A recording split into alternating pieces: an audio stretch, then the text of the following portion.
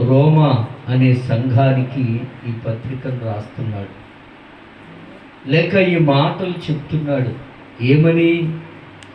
దేవుడు మన పక్షమునుండగా మనకు విరోధి ఎవడు అన్నాడు. ఈ రోజున ప్రతి కుటుంబంలో, ప్రతి వ్యక్తిగత జీవితంలో విరోధకరమైనటువంటి పరిస్థితులు కలిగి ఉంటూ ఉన్నాం. విరోధి అనేటువంటిది మనుష్యుడు మాత్రమే కాదు, పరిస్థితులు విరోధంగా మారుతున్నాయి, ప్రతికూలతలు విరోధంగా మారుతున్నాయి, ప్రయత్నాలు విరోధంగా మారుతున్నాయి, ప్రయాస విరోధంగా మారుతుంది. ఇలా చెప్పుకుంటూ వెళితే మన యొక్క వ్యక్తిగత జీవితంలో కానీ, కుటుంబ జీవితంలో కానీ తల